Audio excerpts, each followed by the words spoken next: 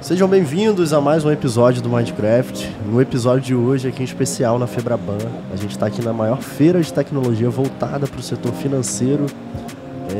Nosso segundo ano aqui gravando podcast diretamente aqui na Febraban. E vocês podem reparar que a cada ano que passa a gente está com uma estrutura melhor aqui. Ano passado a gente gravou do lado de fora mesmo, na bancadinha.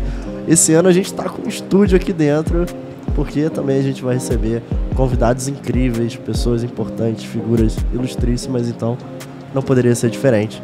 No episódio de hoje a gente vai falar bastante sobre a governança de dados, sobre a hiperpersonalização e como que ela se aplica na fidelização de clientes. Então, para me ajudar aqui, para a gente bater esse papo, nosso primeiro convidado, Renato Vazamin, superintendente de tecnologia da B3. Seja muito bem-vindo ao Minecraft, Renato. Boa tarde, obrigado. Prazer estar aqui com vocês. E para completar esse time, representando o MJV, Felipe Silva, ele é cientista de dados sênior aqui no MJV e vai ajudar a gente a trazer a sua visão de especialista. E aí, pessoal, obrigado por participar desse momento aqui, junto com pessoas tão ilustres e super entendidas do assunto, né? Num lugar tão bacana como a Febraban. Bom, vamos lá. Vamos começar então o nosso papo. A ideia é que a gente possa, de fato, bater um papo como se a gente estivesse numa mesa de bar aqui. A diferença é que não tem cerveja, quer dizer, a gente vai ter que tomar água. Faltou. Mas a água eu garanto, a cerveja a gente deixa para depois pro happy hour. Combinado. Mas a ideia aqui é que seja um papo de mesa de bar onde a gente possa discutir sobre esse tema, né? E para começar, já queria contextualizar o pessoal que está nos ouvindo. Eu queria que vocês dessem um pouquinho da visão de vocês, né? Sobre a hiperpersonalização, como que ela pode transformar a experiência dos clientes, né, dentro desse mercado financeiro e segurador, que é o nosso foco aqui. Deixa eu começar, nosso convidado tem prioridade aqui, né? Obrigado. Eu acho que hoje os indivíduos, eles querem ser entendidos como indivíduos mesmo, né? Os serviços, os produtos, todos eles precisam ser, de fato, adaptados, customizados para os clientes, né? E a própria alcançar novos clientes passa por isso, né? Você entender o que cada pessoa precisa, em que momento, né? Eventualmente até num nível de sofisticação maior, talvez até o que ela não sabe que precisa, né? E você consegue, de alguma forma, traduzir essa necessidade por meio dos dados, de informações, né? Dessa pessoa ou de indivíduos com similaridades com essas pessoas, você conseguir traduzir todos esses dados, né, e usar todas as técnicas adequadas para entender as necessidades e o que melhor convém para cada cliente, né? Acho que aí tem obviamente, respeitando todas as questões regulatórias, né, de uso de dados privados e assim por diante, mas eu acho que é uma tentativa de você aproximar o seu produto, o seu serviço, né? Não de uma forma tão genérica, né, como costumeiramente a gente fazia há muito tempo atrás, mas você, de fato, começar a entender os indivíduos, as suas peculiaridades, que serviço é mais adequado para cada pessoa, que produto, de fato, ela precisa naquele momento, ou ela entende que vai trazer algum benefício, né? E eu acho que as pessoas se sentem de fato valorizadas quando elas se percebem como sendo um indivíduo, né, para uma empresa ou para um banco, ou enfim, para uma instituição financeira. É muito legal quando a gente está ali mexendo no celular, de repente você recebe um pop-up justamente num produtinho que você acabou de comprar. Putz, vamos comprar mais esse aqui, ou então comprar um segundo ou um similar. Parece que as pessoas estão vendo o que você está pensando, estão tentando entender o que você realmente quer, o que você realmente faz no dia a dia, quais são os seus gostos, quais são as suas opções ali que você tem comprado ultimamente. E você fica feliz, né? Porque você fala, putz, a empresa me reconheceu o meu estilo, né? Ela me entende como pessoa. E a hiperpersonalização vai nessa direção, né? A gente não é só um grupo de indivíduos com algumas características semelhantes, mas nós somos pessoas únicas. Então a gente tem gosto, a gente tem um histórico de navegação, um histórico de compra. A gente deixa rastros aí pela internet, pelas páginas que a gente acessa, pelos apps que a gente usa. E esses rastros, esses dados que a gente vai deixando ao longo do tempo, ao longo dos dias, vai tornando a gente único. E quando alguma empresa, alguma instituição financeira ou algum outro lugar, alguma outra instituição reconhece isso e traz alguma coisa que tem a nossa carinha, parece que a gente se sente muito mais acolhido, a empresa ganha o nosso coração, né? Então, acho que é justamente isso, essa questão da hiperpersonalização, é conquistar o cliente pelo aquilo que ele realmente é, pelo aquilo que ele realmente gosta. E dados a gente tem de montão, né? A gente anda aí, só da gente mexendo, só da gente estar aqui no Febraban, a gente já deixou uma centena de rastros, seja um aplicativo de transporte que a gente utilizou, seja alguma coisa que a gente pediu, alguma pesquisa rápida que a gente fez ali no Google.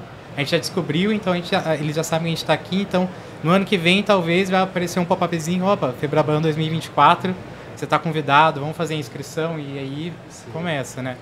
Eu costumo contar uma história, não é uma história, aconteceu de fato, né?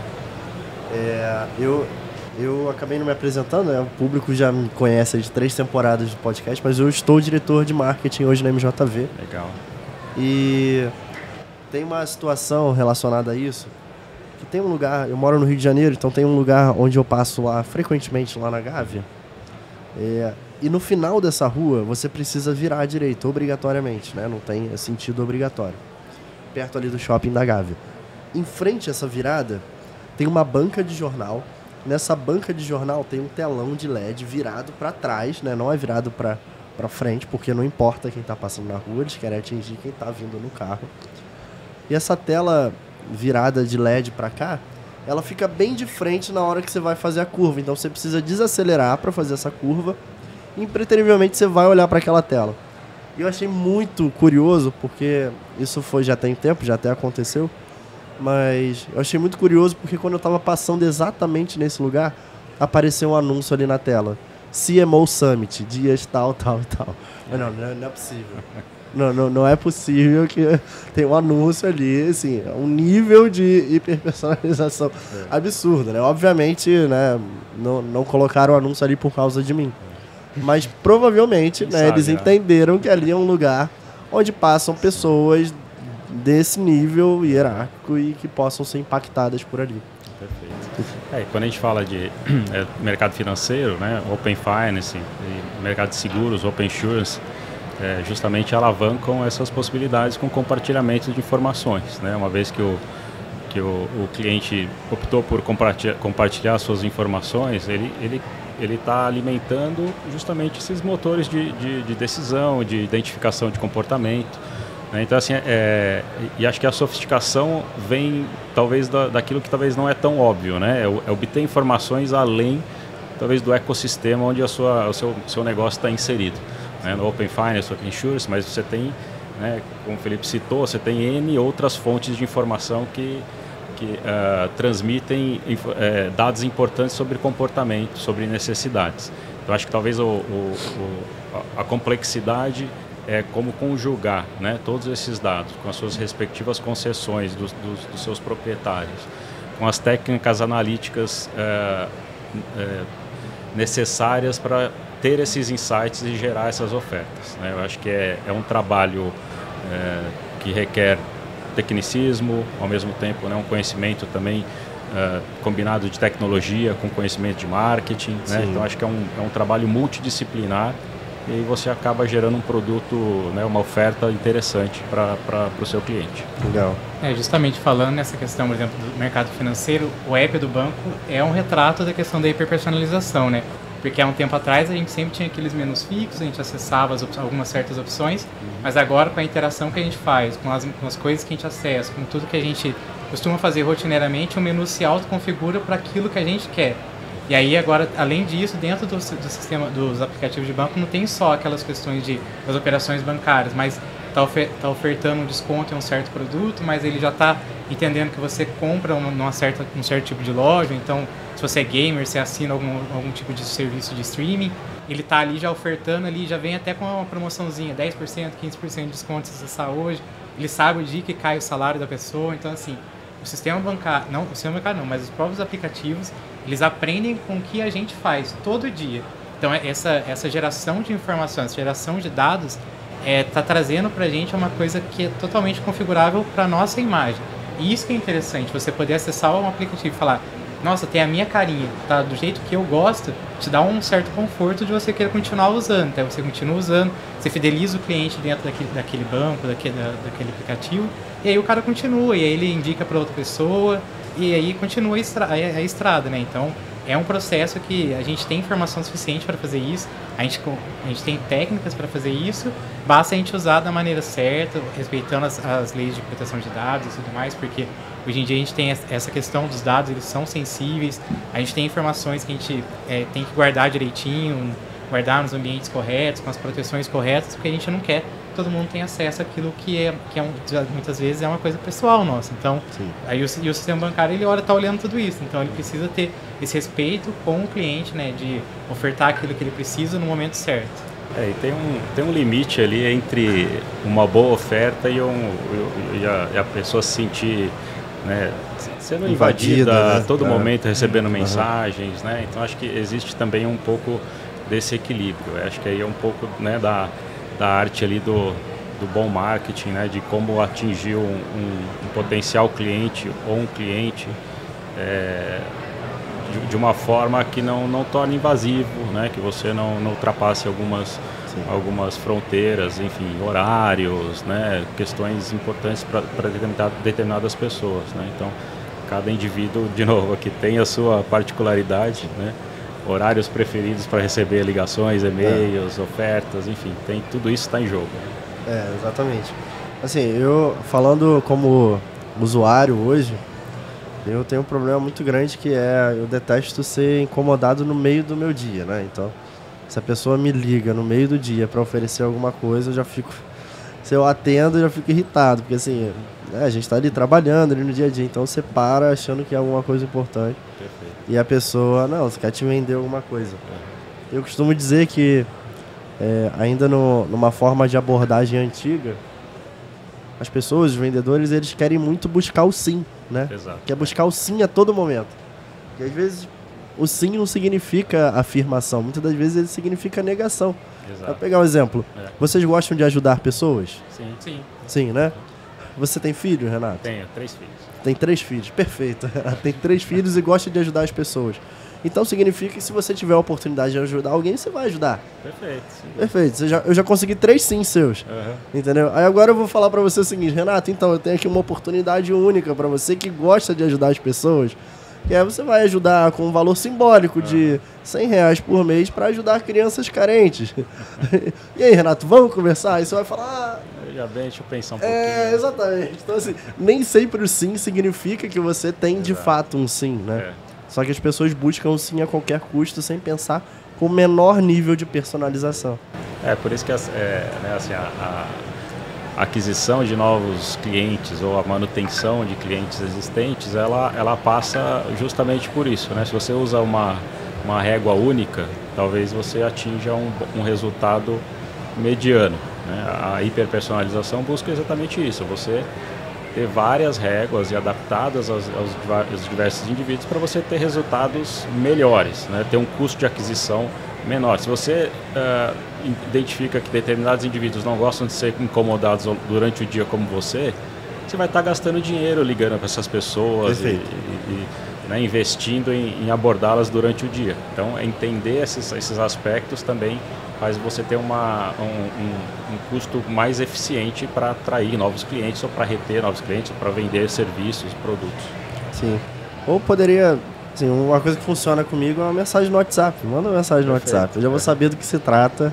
E aí, numa hora que eu tiver mais tranquilo ali, né, com o meu tempo livre para dedicar aquilo ali, talvez a abordagem ela seja mais assertiva do que tentar ligar no meio do dia. Não, daqui eu não quero falar sobre isso agora. Inclusive, o canal faz toda a diferença, né? Se você aborda o cliente no canal certo, a chance de você concretizar a venda, ou oferecer o produto, ele dizer o sim, mas o sim assertivo, aumenta muito mais. Pra galera que é mais jovem, o WhatsApp é o canal que todo mundo tá ali olhando o tempo inteiro, né? Seja para serviço, seja para fins pessoais, mas você tá olhando. E se você recebe uma proposta ali que é interessante para você, às vezes você já... sim, pode. Quando você viu, já comprou. Já foi, tá chegando na sua casa no outro dia, então...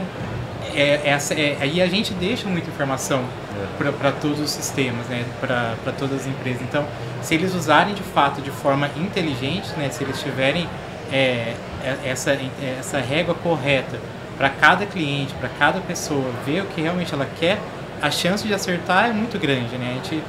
A gente faz tantos modelos de prevenção, de acerto de venda, se vai dar certo a venda ou não, mas se de fato a gente usar dados de forma inteligente, de forma madura, guardar os dados, respeitando as regras de proteção e tudo mais, e usando isso de forma assertiva, a chance de a gente converter venda, converter aquilo que a gente está ofertando é muito grande. Sim. Perfeito.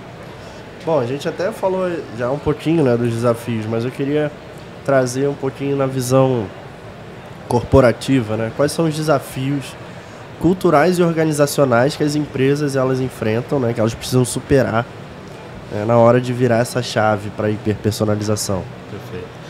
Eu acho que aqui passa, culturalmente, você passa até por essa multidisciplinaridade que eu comentei, né? Então, acho que aqui você tem que ter uma junção de conhecimentos. Tem que ter engenharia de dados, né? Dados, tecnologia, cientistas de dados, o time de marketing, enfim. Você começa a combinar muito mais habilidades para produzir um resultado esperado do que talvez há algumas décadas atrás, né? Onde basicamente você tinha uma divisão muito grande entre, por exemplo, um time de marketing e um time de tecnologia, né? No máximo o time de tecnologia supria algumas infraestruturas ou soluções que o time de marketing utilizava. Agora não, agora você tem que ter um trabalho conjunto. Então isso por si só já é uma mudança de cultura, você tem uma quebra de hierarquia muito grande, aí você tem que trabalhar de forma horizontal, né? Entra aí muito já nos perfis de agilidade, times de multidisciplinaridades, trabalhando de forma onde todos têm opiniões relevantes, né? Então essa é uma mudança de cultura bem significativa, para justamente você combinar essas habilidades para ter o resultado esperado, né? Senão você vai manter sempre a mesma estratégia, que talvez não utilizasse nem tanta tecnologia, né? Enfim, tinha uma abordagem um pouco mais pragmática.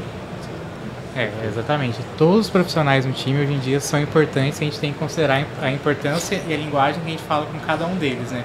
O cientista tem o seu jeito de falar, o engenheiro tem o seu jeito de falar, a galera do marketing fala de um jeito, tem os seus jargões, tem as palavras-chave para eles, a gente tem que saber ouvir todo mundo, colocar todo mundo na mesma salinha, na mesma mesa e falar, olha, a gente quer fazer isso, a gente quer sair da onde, quer chegar na onde, o que eu preciso, o que você quer lá na frente, o que você quer ver? Você quer olhar, a gente precisa de um dataviz, a gente precisa de um engenheiro, então todo mundo tem que se conversar. Não adianta só eu fazer a minha parte, fazer um modelo de machine learning bacana, se a galera lá de dataviz não vai conseguir usar isso, não vai conseguir produzir isso, colocar isso em uso. E mais do que isso, se o meu cliente final não vai ter tomada, a famosa geração de insight, tomada de decisão.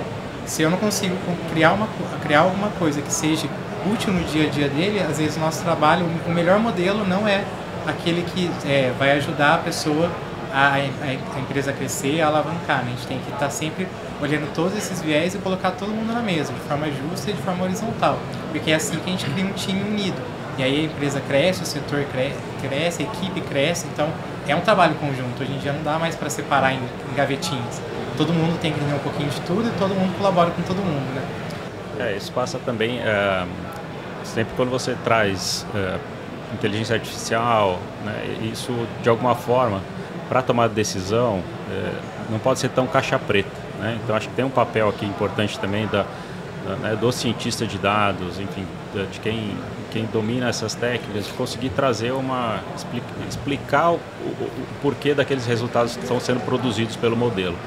É difícil talvez um gestor de um determinado tema tomar uma decisão em que talvez ele não compreenda o resultado, ou que ele tenha que acreditar que aquele resultado está correto, né? Então, de alguma forma, aqui também existe uma troca de conhecimento, né? Da mesma forma como esse gestor dessa linha de negócio tem que explicar o racional do problema dele para o cientista, para os engenheiros, enfim, para quem compõe aquele time, o mesmo tem que acontecer na mão inversa, né? Os técnicos eles têm que interpretar os resultados, né?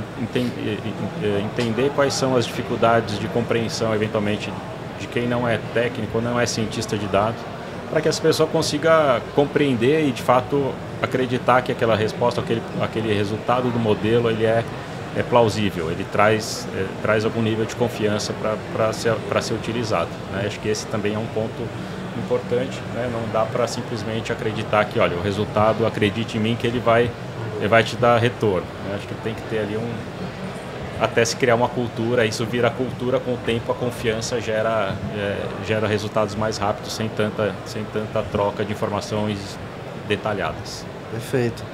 E até queria entrar num tema que eu acho que está um pouco associado a isso, né, que é a governança, né? Perfeito. Como que a gente trata isso, né? Como que a gente trata essa governança de dados de maneira que a gente siga todas as questões éticas, todas as questões de segurança.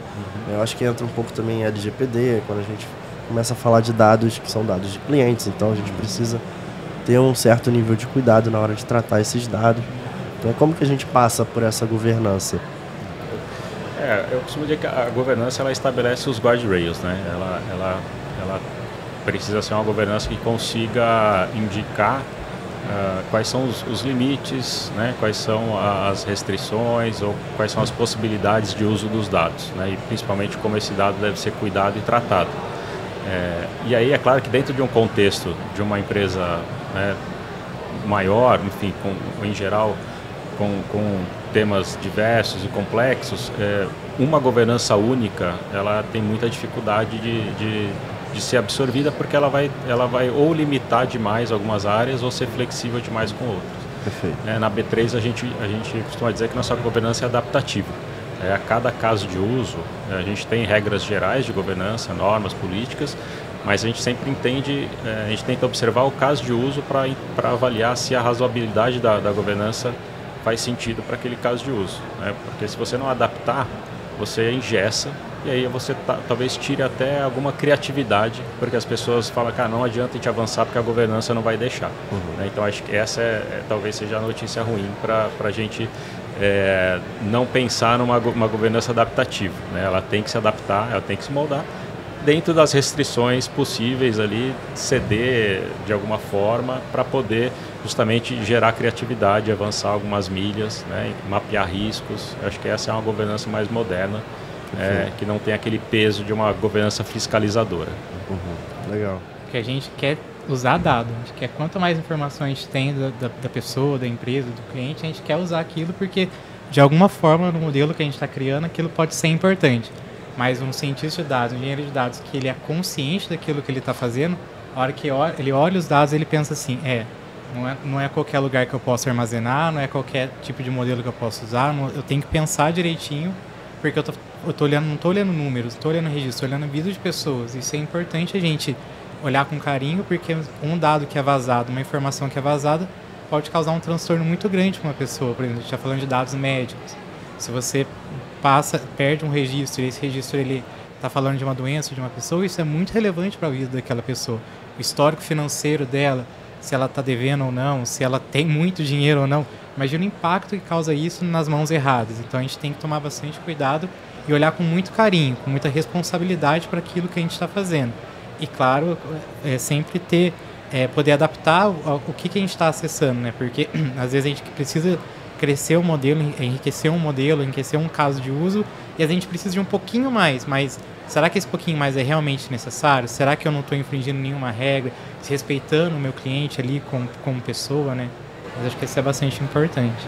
O risco de imagem, né? Que as empresas elas têm que controlar. A governança também traduz isso, né? Você tem que ter um cuidado com o risco de imagem para o seu negócio, né? Porque como ele mencionou, um dado vazado gera um transtorno, né, para o indivíduo, mas gera também um risco de imagem muito grande para a empresa, né? Assim, qual a credibilidade que essa empresa passa a ter se ela está fazendo um mau uso dos meus dados, né? Você você não concede os dados para serem utilizados por aquela empresa. Então assim, também acho que colocou um ponto muito interessante, né? Você não avançar além talvez do que necessário, porque às vezes uma quantidade de dados, determinados insights que você obtém são suficientes para você avançar, né? Não precisa necessariamente ter aquilo tão detalhado para você tomar boas decisões. Acho que tem um equilíbrio aqui que é um pouco de, até voltando para a cultura, né? Acho que a cultura ajuda a criar essa maturidade de saber como usar, enfim, às vezes começar menor, não precisa talvez buscar modelos tão sofisticados, né? Justamente para a cultura poder maturar também, você poder adaptar a sua governança as suas condições técnicas, né, de armazenamento de dados, de controles, de processos, para você poder ir no próximo nível de maturidade. Aí sua governança avança, seus requisitos técnicos avançam, você usa modelos mais sofisticados. Então acho que também tem uma questão aqui de saber dosar e saber aumentar a maturidade gradualmente. A questão da governança, da maturidade de dados, cresce todo mundo junto, né? Governança, arquitetura, ciência, todo mundo caminha junto. Não adianta querer fazer um modelo muito robusto se a sua estrutura de dados ainda está insípida, está começando ali. Então você precisa caminhar devagarzinho. A empresa, o cliente tem que entender que a gente tem que caminhar passo a passo. Não pode dar um passo marca a perna, que senão a gente perde a mão ali, a gente não sabe mais o que está fazendo, a gente se mergulha em números que não retratam a realidade, ou então traz um resultado que ele é muito bom e a gente sabe que com a experiência a gente fala assim, olha, tá muito bom, isso aqui não tá certo. Um resultado que é muito positivo, a gente fala assim, não, vamos rever porque eu errei em algum ponto. É o primeiro pensamento que a gente tem, vou rever porque eu errei. Às vezes tá certo, às vezes não, então tem que voltar, dar um step back aí e olhar de novo com carinho e falar, olha, não, realmente não era desse jeito, não tá traduzindo a realidade. E é questão de conversar com a equipe, né? Ter uma equipe robusta, uma equipe que é diversificada, de pessoas com diversos níveis de formação, tipos de formação, ajuda a gente a ter esse insight mesmo dos resultados que a gente tem. E isso colabora para a gente ter um time que cresce junto, né? Então tudo caminha junto, dados caminham com a equipe, caminham com maturidade, caminham com governança, tudo é um grupo só, né? Acho que esse ponto é a questão da diversidade, acho que se soma, né? A diversidade ajuda muito você a ter visões de talvez perspectivas que um grupo muito homogêneo não teria. Eu acho que esse tipo de dinâmica de tomar decisão, quais dados nós vamos utilizar, que tipo de modelo, que abordagem, quanto mais diversa for sua equipe, talvez melhor, porque ela vai conseguir, você vai ter pontos de vistas diferentes, né? Traduzir a realidade de forma diferente. A equipe muito homogênea, você às vezes vai ter muita certeza e a certeza talvez faltou. Enviesando, né? Exato, E se a gente está falando de hiperpersonalização, como é que você vai hiperpersonalizar se você não tem perspectivas diferentes, né? Então, a diversidade, eu acho que ela vem para justamente trazer esse algo mais para essa discussão. O time diverso ajuda a gente a olhar o resultado e falar assim, mas no meu caso não deu certo, então por que está dando desse jeito? Então ajuda a gente a abrir o olho para outras situações que a gente não estava enxergando. Às vezes o olhar não técnico colabora tanto quanto o olhar técnico. Ele fala assim, mas por que isso? Se você não consegue explicar para o cara que não é técnico aquele número, então aquele resultado, isso te abre a mente para falar assim, acho que eu estou fazendo uma coisa que está muito além do que precisava. Sim. Se o meu amigo de buyer, de escritório não entende, como que o cliente vai entender? Como que eu vou explicar isso para o cliente com uma linguagem que seja acessível, que ele possa repassar isso para frente? Então, a diversidade ajuda a gente a pensar de uma maneira diferente, sair do viés, da nossa caixinha e ampliar o horizonte, né? Legal, perfeito. Interessante vocês falaram um pouquinho sobre vazamento de dados e tal, lá atrás. Eu tava pensando, né, porque isso já aconteceu no mercado, de empresas que tiveram seus dados vazados, e isso impacta diretamente nas ações, né, empresas que são listadas na B3, por exemplo. Então, se ela tem um vazamento de dados, no dia seguinte as ações elas despencam, então isso impacta diretamente no negócio, né. Então, o uso de dados, não é só cuidar dos dados do cliente, mas você está cuidando do seu negócio também. Porque se você tem um dado vazado, isso não vai impactar só no teu cliente final. Isso vai impactar no teu core, no teu business, diretamente. Você optar por ser acionista de uma empresa representa, né, algum nível de confiança e a gente sabe que, dependendo do perfil do investidor, ele tem uma aversão ao risco. Né? Então, qualquer comportamento inadequado da empresa, isso representa para muitas pessoas um risco, né? E obviamente ela recua, deixa de ser investidor, o preço da sua ação cai. Né? Então, assim, todos os movimentos são relevantes, né? E todos que representam algum risco como eu mencionei, risco de imagem, uma materialização de um vazamento, sem dúvida é muito nocivo para qualquer empresa. Né? Mostra talvez uma falta de governança, né? Uma falta de cuidado com o dado do investidor. A gente sabe que existem circunstâncias em que a empresa investiu, trabalhou corretamente, mas por alguma falha aconteceu. Né? Nem todos os vazamentos são por falta de cuidado.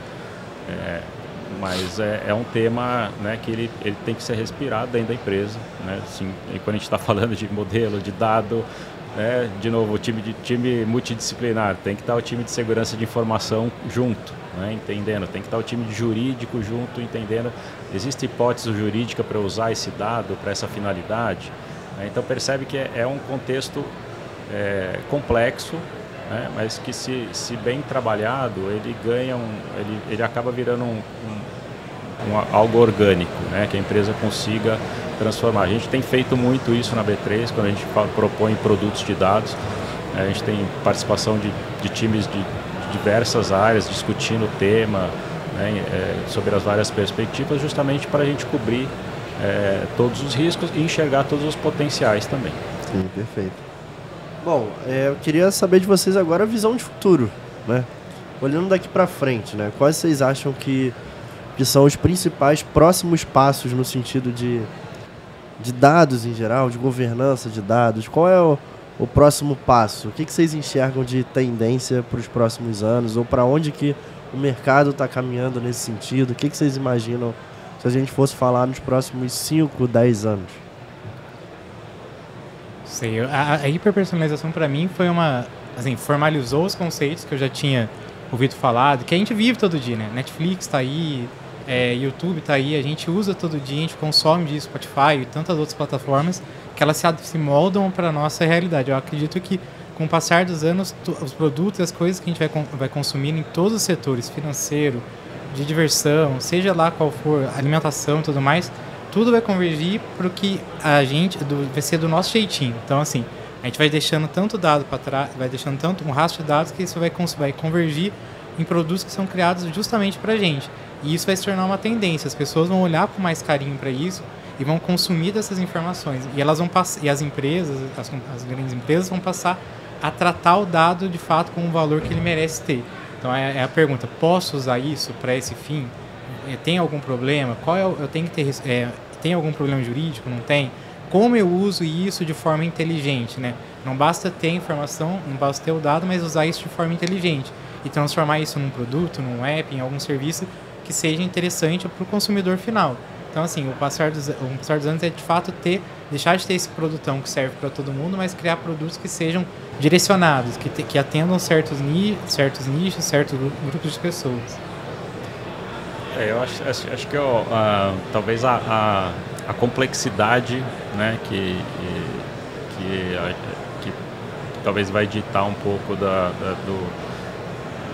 do sucesso, né? Assim, porque a gente talvez tem que para se diferenciar, você tem que ter uma combinação, talvez que vai escalar um pouco do nível de complexidade, né? São os dados, como eu falei, do seu ecossistema, ou da sua indústria, né? Combinado com dados de N outras indústrias, né? De que forma combinar esses dados, como usar toda a inteligência artificial, né? Que a gente, nesses últimos períodos, a gente viu uma aceleração gigantesca, né, em torno da generativa, né, ou seja, a combinação de todas essas técnicas, né, saber fazer o uso e a complexidade dos conjuntos de dados e como combinar isso tudo, eu acho que esse é o grande desafio, né? E aí, quando a gente fala que a inteligência artificial vai substituir as pessoas, eu acho que é justamente nesse ponto que nós, seres humanos, fazemos a diferença, né? Talvez a gente ainda tenha esse talento de entender a realidade, saber combinar, adaptar de uma forma melhor. Mas acho que o grande desafio é esse, né? É como você transformar o seu negócio para fazer um bom uso disso. Quanto de energia você coloca do seu negócio nisso, né? Talvez não perder a objetividade também, porque talvez tenha um risco aí de perder a objetividade, você começar talvez até tirar o foco do seu negócio e se embrenhar tanto nessas questões de gerar informações ou de trazer dados. Então, assim, tem que ter um equilíbrio. Eu acho que esse é o desafio, né? Saber usar as técnicas, criar a cultura adequada, né? A arte da governança adaptativa. Acho que todo esse conjunto de coisas combinadas, acho que é o desafio que eu enxergo pela frente. Legal, perfeito. Enquanto vocês estavam falando, eu estava até lembrando aqui de algumas coisas. Por exemplo, hoje os produtos, os serviços, as empresas em si, elas estão cada vez mais convergentes, né, na hora de oferecer produtos. Por exemplo, o Mercado Livre é uma empresa... Por exemplo, eu tenho a assinatura do Mercado Livre nível 6, né? Nível 6 do Mercado Livre. E através dessa assinatura, eu também tenho direito a ter o Disney Plus e o Star Plus, sabe? São empresas diferentes, mas que com um único comportamento, eles conseguiram identificar que, putz, esse cara aqui talvez seja interessante ele ter esse benefício, né? Assinar esse benefício e conseguir esses outros aqui. E eu tenho até hoje, sabe? Porque é prático para mim. É prático. Então, acho que é isso. Acho que o usuário... ele está cada vez mais exigente, né? Eu acho que essa é a verdade. Os usuários estão cada vez mais exigentes e eles querem ter cada vez menos trabalho para você adquirir um determinado produto. Redução de complexidade, né? As pessoas querem consumir, mas sem tanta complexidade, né? Sem assinar N serviços, né? Fazer a gestão dessas assinaturas todas, né? Então acho que o exemplo que você deu é um exemplo interessante. Sim. Se colocar tudo no mesmo app, o pessoal vai ficar contente, né? Colocar todos os serviços ali, você só cadastra os seus dados uma única vez, cadastra o cartão uma única vez. Exato. Cai uma única vez no mês, você não fica com aquela sensação de, nossa, eu estou distribuindo informação para todos os cantos, mas tudo na palma da sua mão. Fácil, você pode assinar, cancelar, trocar, fazer um upgrade, então assim, tudo isso, um único app, tudo mobile, tudo ali na sua mão, sem ter que se preocupar mais. E ter que acessar um site, fazer um cadastro. Não, você quer na mão, rapidinho ali, vamos consultar. Sim, perfeito. E só pra encerrar aqui, semana passada eu tava num evento, numa outra feira, né? Tipo essa, um pouco menor até. E aí as filas pro almoço estavam muito grandes, né? Eram 40 minutos de fila. Não muito diferente. Mas assim, as filas davam 30, 40 minutos. E aí a gente tava conversando lá, cara, ficar 40 minutos aqui na fila para poder comprar, para poder esperar ainda para depois comer. Se eu pedir algo no iFood vai demorar 40 minutos e eu não preciso ficar aqui na fila. Posso fazer outra coisa, peço no iFood vai chegar. Sabe? Então você vê que as coisas elas já não batem mais. Você não precisa mais enfrentar determinadas situações, porque hoje em dia você tem uma infinidade de opções para poder te entregar ali o que você quer. Perfeito. Até os valores, né? Você coloca seus valores, se o tempo é algo muito precioso para você, né? Essa experiência de aguardar numa fila, enfim, se é uma pessoa que é mais paciente, talvez ela tope ficar ali. Então, assim, acho que é essa diferença de comportamento. Até de momento, né? Porque a gente fala de comportamento, não que a pessoa seja sempre igual. Pode ser que tem dia que ela está né, com um nível de paciência diferente. Perfeito. Então você vê, é uma complexidade grande. Acho que, mas como a gente tem evoluído muito, né? As tecnologias têm evoluído demais. Acho que a gente começa a ter condição de lidar com todos esses tipos de informações. Igual você falou o exemplo do Mercado Livre, né? A gente tem lá, chega amanhã, já muda o seu humor no mesmo dia. Assim. Você comprou um negócio de tarde, chega no outro dia cedo, você já fica muito mais feliz, muito mais tranquilo do que ter que esperar vários dias, chegar um correio, alguma coisa. Então, assim, essa inversão, essa mudança de valores, né? Eu quero para amanhã, eu quero agora, porque eu preciso disso, eu preciso consumir isso. Então, a tecnologia, todas essas coisas que a gente comentou hoje, contribuem para isso, e a complexidade aumenta cada dia mais, porque às vezes a gente não tem a dimensão de quão complexo é para que o produto chegue tão rapidinho na nossa casa, mas tem muita gente por detrás pensando em acelerar isso, tornar isso cada dia mais rápido, cada dia mais eficaz. Então a gente precisa investir em pessoas também, qualificar a mão de obra, olhar com mais carinho para a parte de tecnologia, porque a gente precisa ter pessoas capacitadas para fazer aquilo, que entendam de todos os assuntos, entendam as demandas e olhem para o usuário final, né? Perfeito. Bom, para a gente encerrar aqui o nosso papo, né, queria pedir para vocês aqui no nosso quadro Doses de Inovação, que vocês indicassem algum conteúdo que vocês acham interessante relacionado ao tema, não especificamente a hiperpersonalização, que é algo bem específico, mas no sentido de ciência de dados, tecnologia em si.